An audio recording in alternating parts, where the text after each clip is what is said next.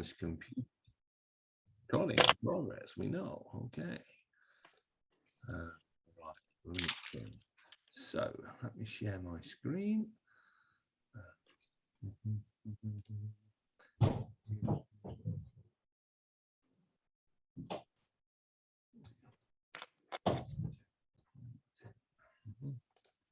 So hold on, Sarah's here as well.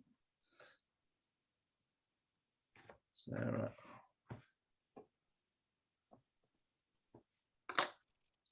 Hi, Sarah. Hiya. Right, I'm just going to share my screen. Oof, dog. Be quiet. Sorry. I'll mute myself. That's good. Very good. I'll have to get my dog to bark. He's feeling a bit less energetic than yours, clearly. It's just because I'm looking after my mum and dad's dog for a few days, and so my dog's normally quiet, but the two of them together are a bit of a nightmare. But yeah, come out in a minute. Right, 2 people. View, admin tool. Sue and Shawwinder are here. They're coming in. Right. Okay. So, we all good? Morning, everybody. Hi. Hiya. Morning. Morning. Right, okay. So what I'm going to do is I'm just going to run through my sort of profile, yes? I had my profile professionally sort of put together by a lady called Bianca Bottom. So, oh, don't do that. That's my login. Trust me, technology. Trouble is with stopping sharing. How do I make this smaller, this thing? Because this toolbar's right in the way. We're on. Ah, here we go. Let's move it down here. Out the blinking way. That's better. So there we go. So often, let's have a quick look at me.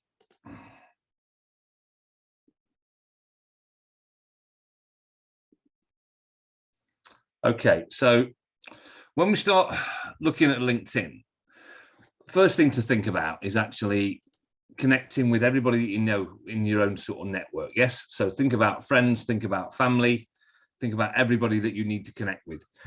All the people you've worked with in the past, you can actually have a choice who you actually connect with. So these connections, these are a lot of people. When I look at my sort of LinkedIn profile here, what B does, she will connect with between sort of 10 and 15 people a day for me. And what she does, she looks for people with similar sort of job titles or people that are actually in my sector. Yes. So when you look at this lot, you've got example global HR generalist, group training manager, CIPD. That's a big clue in the UK. Trainer, training manager, interim HR consultant. Whole range of different people. But the thing is, there's one you know. We know this fella here, don't we, young Miles Stinton? But what it's about doing is the more people that you're connected to, the more people they're connected to. And if they like what you post, the chances are they might share it with their network, or potentially they might use your products or services over a period of time. But what you've actually got to do is you've actually got to develop your network. And it's taken, what I've been doing this for now? I've been working with B for probably the last 12, 18 months. I mean, you're allowed to be connected to up to 30,000 people on LinkedIn. And I don't think there's a limit of how many people you can actually connect to. Whether they actually choose to connect to you or not is a different kettle of fish, yes? So you can send as many invites out as you want, but the chances are 50, 60% of them won't actually connect with you, which is absolutely fine. The thing about that is it's a bit like casting your fishing net out. So sometimes you're going to catch some fish, sometimes you aren't going to actually catch some fish. And for me, when I start thinking about LinkedIn, it's very much that the more you put posts out there, the more people see your activity, the more chances are that people are actually going to connect with you and engage with you. If you just put one post out once a month, then the chances are people aren't going to see that much of you. We tend to do between 10 to 12 posts a month, sort of max. We used to do, I think we used to work on sort of 20 a month, but it was too many. To be honest, putting posts together takes a lot of time, effort and energy. And it needs to be, it's completely different to Facebook, Instagram, and the rest of the social media feeds, in the sense of what's important with LinkedIn is that you actually, you know, you're actually looking at, you're talking about things which are relevant and current in the actual, to the actual sector which you're actually in. Yes. And I suppose an example of, you've got work, what we got here as well. Yeah, we don't need that one. Notifications, we've got that. And when you respond to people, what you'll find is I tend to use, let's have a look. We've got Andy Stops this morning here. Yeah. So Andy was a delegate on last November. So literally when I responded here, it was above 8 words. Anything less than 8 words, then it doesn't really pick it up. Whereas if you literally, if you contribute something more than 8 words and you respond to somebody, then people tend to take notice. I didn't realize this until B actually said this to me, whereas Francis, who's a delegate on the same course, and Francis is quite active on LinkedIn, you know, if you think here, there's 7 words there, there's more there. So always think about that 8-word response. But the thing with LinkedIn as well, it's about getting into a routine of using it. I know that when B wakes up first thing in the morning, she'll spend 15 or 20 minutes connecting to people for me. She'll actually spend time responding to posts as well. She does all of that. You know, and using B services is not cheap. I mean, I spend, what is it, 350 quid a month for it, but it saves me so much time, effort, and energy. Whereas obviously if you're starting out and you've got time on your hands, you can do it yourself. Yes. But the reason I employ B is that 1, she's very professional at putting the post together, and 2, it just takes the headache away of it as well. I probably spend, I don't know, 15, 20 minutes a day playing with the thing, you know, looking at what's out there, responding to posts. Occasionally I'll post stuff. I tend to do more posts when I've been in the lakes. A lot of you have seen those types of things, which we put out there. But when it comes to actually putting posts together, what I tend to do is I tend to keep a simple Word document. But what I do is I always type my posts actually in Word. Let's have a look where this one going to be. LinkedIn. And what I do is I just keep adding to a LinkedIn doc. But the benefit is if you do actually construct a post in LinkedIn, what actually happens is you can make spelling mistakes, all that sort of stuff. Whereas in Word, you can actually check what you're actually doing. So what I tend to do is just add to these. What I'll do is put that in, stick it on, and then I'll insert a picture. Yes. So actually building the post is pretty straightforward. And what you do here, let's have a look at a post and see what we've got here. So let's go to LinkedIn. So my network. So home. So has anybody actually put a post up yet? No, I've just started registering my account this morning. Right. I should try. So literally, when it just says start a post, all you do, go back to your Word document. There we go. A second ago. All I'm going to do is I'm just going to create a post for you. We won't open to open it. Why can't you open it? You did open it a minute ago. You know, technology. I'm just going to do a Mickey Mouse post. It's easier.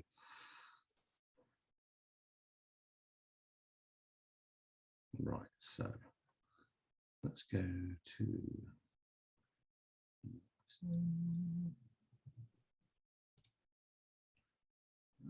tab. Oh, LinkedIn down. Right. So let's just put some Mickey Mouse text in. Always put an enter. Let's say you want to put hashtag and you're writing the word team. So you can put team in there, team building. So another hashtag could be coach, C-O-H, coaching.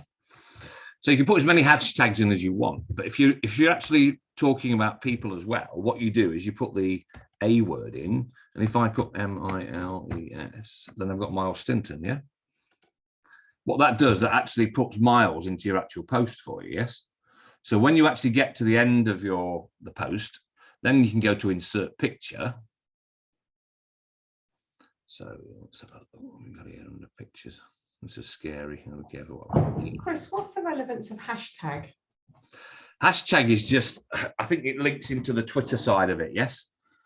Yeah, because a lot of people actually have Twitter feeds as well. So that's where the hashtag piece links in as well, Lisa. Yes.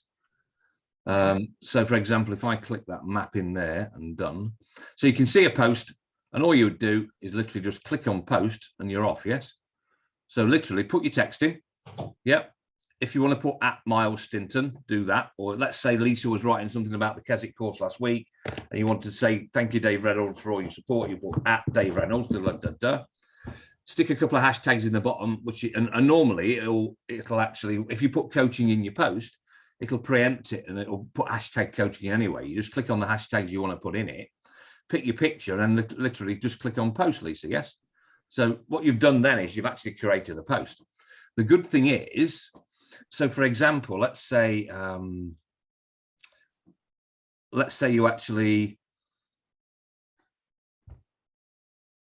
you want to write about some coaching that you've done. So imagine one of you's had a coaching session.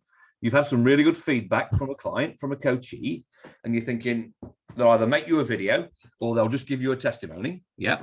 So then what you would then do is then use that testimony on as part of your post, put it in your post, and then send that out. What that does then, when people see that word coaching, executive coaching, and let's say they see Katie's an executive coach and Sue's give us some feedback on a fantastic session, what that then means is that they'll think, oh, Katie's a coach, she's got really good feedback. And the more of that, it's a bit like in marketing. What we say is you have to hit somebody 9 times before they actually take notice of you. And by hitting somebody 9 times it's actually, they'll either do one of 3 things. They'll either think, bugger off, I'll chuck that in the bin. They'll file it for use maybe later, or they may use you. Yes. And we used to send out, God, somewhere in the region of 250,000 emails a day, 2 million emails a week for years and years and years. We did it for about 15, 16 years. We don't send emails out anymore. We don't bother with that. What we tend to use for us is sites such as Find Courses and Read, our own websites, Google, AdWords, and LinkedIn. Yes. And a little bit on Twitter. Let me show you, for example, a course, a website like Find Courses. I spend a lot of money on this. I mean, I'm not saying that you guys need to use this, but it's just some of the different things that you can go into when it comes to promoting products and sort of services. Yeah. Results driven. We've got that. So what we've got here on this is our most popular courses, but the most important thing for this here is actually what we're looking at is we tend to look at things like the we're always looking for reviews, always collecting reviews from different sort of customers. Yeah. Were you going to share screen, Chris? Sorry, let me share this screen with you. Sorry, well spotted.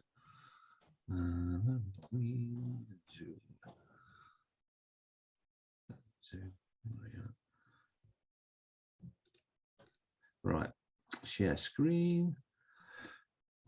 Right, so where do we get to? Right, so this is Find Courses. Yeah, Find Courses is quite interesting. There's hundreds of providers on here, but we have the most reviews on this website more than anybody else. And the reason we have the most reviews on is obviously we've got a lot of customers, but what we tend to do is we tend to collect reviews over a period of time. So, so for example, Dave did some supervision last Monday. This is a mental health and wellbeing course we're on with the other week in the Lakes. Yeah. Supervision with Anne, supervision training, level 7. So we get a whole range of testimonials from different sort of people. Yeah. And the key with this is about you, and there's nothing to stop you setting up similar things like this on your own website. You wouldn't do it through Find Courses, but you might do it through Reevoo, so REEVOO. The good thing about it is the more testimonials and reviews that you've got on your website or even on your LinkedIn feed. And on your LinkedIn feed, what you're looking for here is on your LinkedIn feed, you're actually looking for testimonials at the bottom as well. So potentially if you do ask people about testimonials, what they'll do is they'll actually look at the bottom of your website and they'll think, right, okay, what can we do? Let's have a look at me. Let's have a look. Posts and activity. All Chris's activity. Here we go. All activity. So I've got hundreds and hundreds and hundreds of posts. So you can crawl all over my feed and have a look, and it doesn't. Some people think you'll be stalking them. Yes, I don't tend to worry about stalking. If I get an inquiry from somebody and they don't respond to email, text, or telephone call, I will direct links. I'll message them over LinkedIn. You know, I'll say, so I had one this morning, HR manager wanted 2 people on a senior leadership course in January. She hadn't responded to email or phone or text after a few days. So I thought, you know what, I'll drop her a LinkedIn. If she doesn't take any notice, then obviously she's tire kicking, which is fine, you know, but at least I've actually made the effort of contacting that sort of person. But the thing with posts is there's so many out here, and it's just looking at them and developing them over that period of time. Yeah. Not all your posts will get thousands and thousands of views. On average, we tend to go between, I don't know, 200 and 1,200. I think the most I ever had views was somewhere in the region of 4,000. Yes. But what you're looking for, if you can actually join groups as well on LinkedIn, and then you can reshare posts as well. So this guy, Andy James Pickin, is a fantastic fellow when it comes to mental health and wellbeing. Because we run the National Mental Health and Wellbeing contract for Wales, I get a lot of stuff on Handy on here, and he posts some fantastic infographics, which they're in the public domain. So what I just did here is I responded and said, sent it out to my network of over 4,000, Andy James Pickin. We need to keep banging the drum on this one, yeah? So just literally, you know, a 2-minute reply maximum. But the thing about it is his post has then been shared with my sort of network, yes? So, and he will share. So what I'm saying is if you connect with people who are connected to other people, the chances are, and if they like you, they will connect you with their networks as well. Yes. So it's quite good when we look at this, that it's pretty straightforward, because you've got your profile, you've got your posts. Let's have a look. So everything's here, but I mean, B did this. So she put that sort of, she put that header in there. The picture, I look a bit younger then, don't I? I think that was taken about 12 years ago. So I'm a lot grayer now compared to what I used to be. So yeah, it's pretty straightforward, really, LinkedIn. The key is doing it regularly. So create your profile, connect with all the people that you actually know, start to put some posts out there, start to get some feedback from your coachees, get feedback from your colleagues who you've actually worked with over the years as well. So what we've got here. So you get these skills and endorsements as well. So you can ask people to actually endorse you for certain things. Could be coaching, training, delivery, whatever it was. Some will give you testimonials. I don't tend to go massive on this sort of bit. I tend to go more of the course reviews nowadays and stick them on sort of LinkedIn, because they actually go out in the posts. But if you're looking about believability and credibility, and you're starting to develop your LinkedIn profile, what's quite important is actually that one, that you connect with people. 2, you're quite active on it to get your profile up there. So by putting time, effort, and energy into it, it will come back over a period of time. But we all get dead time, don't we? Whether it's sat on the train or, you know, even sitting on the loo. And I'm recording this as well. Yes, it's quite good. It's dead time. Use your loo time, yeah. to actually, honestly, it makes sense. Why just sit there not doing something? You might as well use it. So always think of that. You're supposed to be sat there doing something, Chris. Exactly, but you can multitask, you know what it's like. So it's one of those.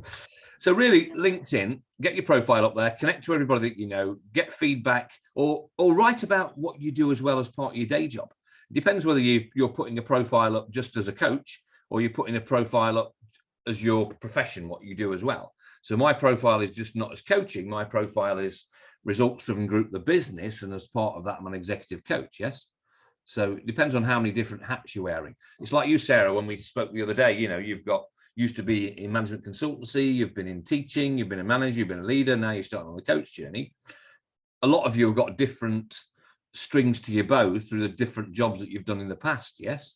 You know, how many different schools have you been a head teacher at, Lisa and Yain? You know, how many NHS trusts have you worked in, Sue and Shorewinder, over the years? It's all those sorts of things, isn't it? Yes. And that's one of those. So how many of you actually have professional profiles at the moment?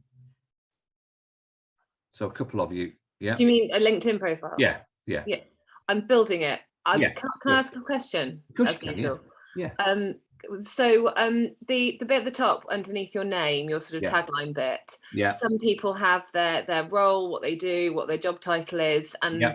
I noticed you've got sort of what you do in terms of sort of the verbs for what you're. What is there any kind of like advice with the? Does it matter? Does No, like I mean, just that's what just be put in there. You follow a template when you fill it in, Sarah. Yes, and the thing is, when you appear on LinkedIn, what you'll actually have is they'll see this when they'll see who's clicked on it. That's what I mean, because that's the bit that shows, isn't it? That's so the bit. That's the most important bit. You don't want sort of Sarah Bridge, head of languages, whereas stuff like this, working with business leaders, managers, improving personal, this is short, so many words. I mean, how many words are here? Let's say 30 words, somewhere along those lines.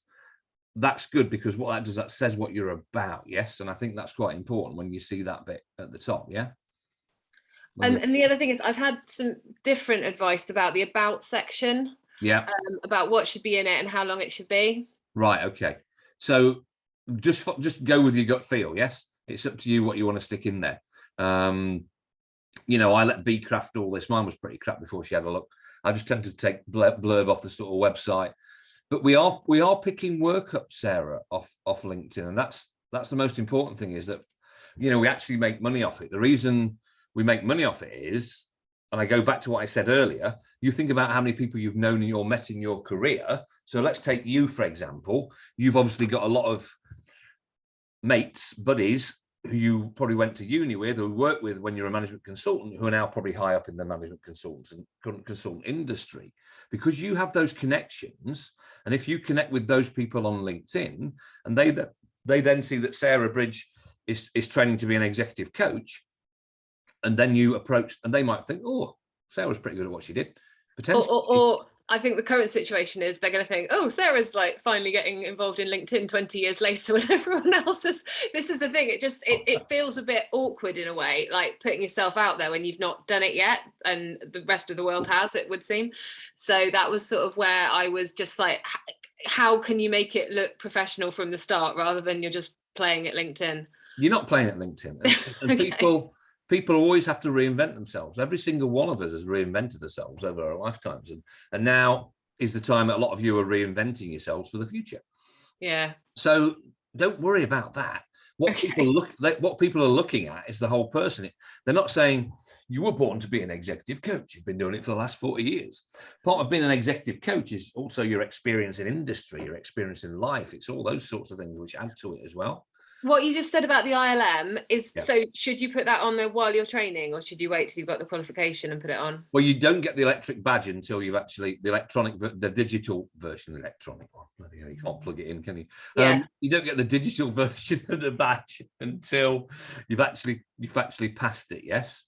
Yeah, that's what I thought. Yeah. So, I mean, nothing to stop you actually putting on there, you know, executive coach or ILM executive coach. Then when you've passed it, then stick it on it. Yeah. And then if people ask, because most of the time when you're doing your training, you know, you're developing your believability and credibility. Yes, it's one of those, but you will get some paid work, some of you, before you are actually a qualified coach. To be honest, you've done the training piece. That's the worst. Obviously, that's the fun bit. The real bit now is turning it into behaviors, isn't it? By riding the bike and practicing it. Yes. The assignments are just embedding your knowledge. Yeah. And the second one is just literally your coaching diary, and the third one is your reflection. So for me, you've done the most important part of the course, which is actually attending the talk part of the program. The key now is going out there and practicing the skills. Yes, you have got to write the assignments to pass the ILM level 7, but you are practicing coaches. Yes. I mean, how many times did you coach each other last week? I forget. It must have been twice a day for 4 days? So at least 8 times, didn't you? Yeah. So if we put coaching as a skill, could we endorse each other, given that we've coached each other? Yeah, quite happily. Yeah, of course you could. not a problem. And it's a bit like coaching each other. Use your network. There's 14 of you in your group, Sarah. So, I mean, how many of you are coaching? I think Miles said he was going to coach somebody in the group. He's coaching me. Well, there you go. So, and then he's probably then you're probably coaching each other, vice versa. Yes. Yeah, we've actually agreed. I don't know how you feel about this. We think it's quite hard to coach somebody back. Like, so what we've said is if I coach him, we'll do it a bit later on in the process. It Fine. just makes that coach-coachy relationship a bit easier to sort of manage. That's just where we were at with it. Yeah, plus you know each other as well. Yeah. And it's one of those things. So you can undertake it that way. Any other sort of questions on sort of LinkedIn that you want to know? Anything else that really stands out? It might be worth, just because I've been using LinkedIn for a while, but not very effectively. You want to share your screen, Katie, and go over yours, yeah? No, I was just going to say that you get a lot of rubbish emails in LinkedIn. Yeah, like, no, you do. And you get a lot of tire kickers. People will approach you and they'll send you messages and they'll say, "Hi, Chris, I noticed you're connected to similar people as me. Would you like to buy my crappy software?" No, I wouldn't like to buy your crappy software. So you can just delete it. But you will. Some people will stalk you. You'll get stalked by potentially, depending on what roles you're in. A lot of you are in roles that people will stalk you to recruit you, especially in NHS and teaching, because they're rare as chicken's teeth, in the sense of there's not many head teachers around. So they'll be looking for head teachers, they'll be looking for nurses, they'll be looking for things along those lines. Yes, so you will get hit by recruiters, but I don't get that many. I don't get that many tie kickers. It's just mainly somebody punting software or a system. Yeah, everybody thinks they can punt it, but you just delete them. You don't. I'll probably get one a fortnight. I mean, do you get loads, Katie, or not? I don't know. Yeah, quite a lot, yeah, but it's because my job title was down as operations director at the University of Hull, which is not what I actually was. I was in a centre, but people thought that I was very senior at the university and that I would be purchasing for a big and had budget. So what they did was which I wasn't. So I got lots of messages. Yeah, I'm trying to think of any other tips really. I seem to be getting a lot of notifications already, and I wasn't sure, just notifications every time somebody else posts something. Is there? Can you sort of learn it? You don't have to respond to them all. I mean, I just wait till I've got. It's one of those things. How many hours a day do you spend playing with your mobile phones, all of you now? Come on, honesty. Come on, Ewan. I know you're living the dream, Jones, but how many hours a day do you play with your phone, Ewan? Exactly. What about all of you? How many hours a day do you spend on the bloody thing? Come on, let's be honest. I don't want to admit. Yeah, and none of us want to admit, because we play with our bloody phones a lot of the time. Yeah, you could be watching telly or having a and it's one of those, isn't it? So you play with them all the time anyway. LinkedIn's just something else to play with. Yes. The thing is, if you see an interesting article, what I tend to do with LinkedIn is I rip a whole load of a load of infographics off LinkedIn. Let me show you. Online phase 3. There we go. Let's have a look. There's one we got the other day. So I get a lot of resources off LinkedIn, and I think LinkedIn's fantastic for that, because there we go. So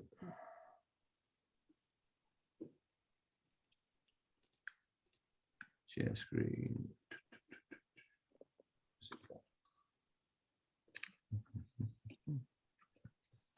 Where's my share screen gone? Disappear, hasn't it? You cannot minimize Zoom when you are recording the meeting. Okay.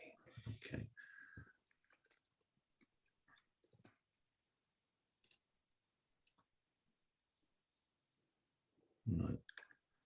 I'll put my share screen somewhere. Host attending Zoom.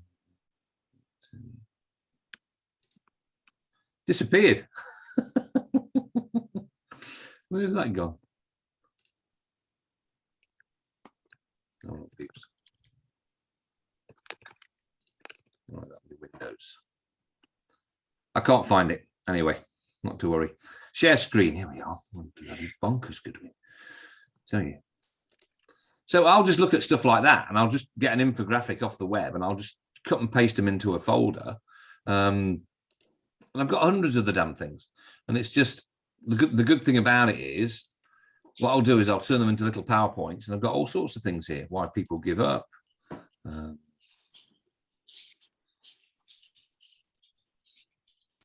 Yeah. And what I do is I collect infographics off LinkedIn, and I've started doing it the last sort of 12, 15 months. But the thing is, because all this stuff's in the public domain, you can use the damn thing, yeah?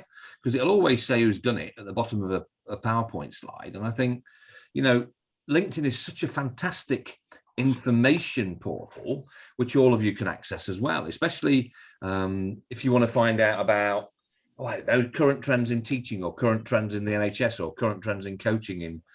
I mean, one of the biggest things that of the moment is have you heard of menopausal coaching? Yes. So that obviously there's a lot of women of a certain age in every single organization that are obviously going through the menopause. And it's always been ignored in the past, where a lot of organizations now, what they're actually doing is actually offering menopausal coaching. There's a massive place in the market for this as well, guys and girls. Yeah. A lot of organizations say they're supporting it, but they're not supporting it.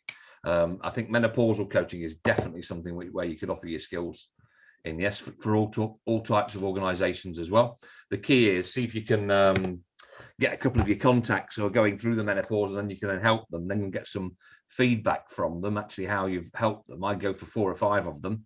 Then you can then build that believability and credibility around such things as menopausal coaching. Yes, it's a bit like Miles. The other day, Miles was looking at coaching queer heads of department or directors in businesses. So what I said I would do to help him is I put Miles in touch with my LinkedIn lady, B, and what they're going to do is they're going to craft a post which actually sends out a questionnaire, and the questionnaire will say, if you're a queer head of department or a queer senior leader in a business and you're looking for a coach, would you like to have a coach from the LGBT community? Yeah. And the key is that then if we actually look at the feedback from that survey for Miles, if they actually say yes overwhelmingly, then potentially there's a business opportunity for Miles there to then promote his products and services to that audience. Yes. So that's one way which we can actually use LinkedIn and using each other. And I try and connect people up with, so who have I connected up already? I've connected Claire up with a charity client of mine, no, a business client of mine up in the Northeast. I've connected, what's her name? Kath up with a charity because she wanted to coach people from a charity free of charge in Leeds. So where I can, I will look at connecting people up. I can't do it all the time. I can't spend all my time doing it. But if people ask, I can connect you to somebody, I will, yes. But it was something like that I can leverage when I get a little bit of time. If I can connect people up, I think it's good because you don't know who everybody else knows. I don't know who all of you are connected to. And that was the thing with networking years ago. It was always, when it was face-to-face, and I always use that Thornton's analogy. I got an electrician a referral for some work through somebody I know in the village where I lived. His wife worked in HR in Thornton's chocolate factory. Then I then got a meeting with the HR manager in Thornton's chocolates, and we then did some training with Thornton's. So that's how easy it can be. So what I'm saying is think about who you know, who you're connected to. For example, could be head teachers in schools. You know, you'll be connected to a lot of parents, you'll know. You mentioned it, Lisa, the other day, you know, you're connected to like a parent governor, and they could help you on LinkedIn or things along those lines. What I'm saying is you've got a network. They like you, you like them, you're educating their children. So what I'm saying is use your networks, yes? Don't be afraid to connect to, I suppose you have to be careful within schools and the NHS with connecting with parents and stuff like that, because you don't want to be too much in the public domain. It's how much you put out there and who you connect with. Probably connecting with ex-colleagues is much safer than connecting with parents. You probably wouldn't connect with parents, Lisa, would you? Potentially? No, which is understandable. But you would connect with ex-colleagues, though, wouldn't you? Yeah, people you've worked with in the past from that viewpoint. Any other questions? On the parent side of it, like with the NHS as well, obviously it would be against your code of conduct. Yeah, you wouldn't be able to do that. No. Not through a connection through work. If you met them as a personal thing outside of work, yeah, you know, as through a different route, that's different. But if you're only connections through your professional connection, then no. No. So you've all got those codes to sort of adhere to. Any other questions or worries or anything else? Main thing is give it a go.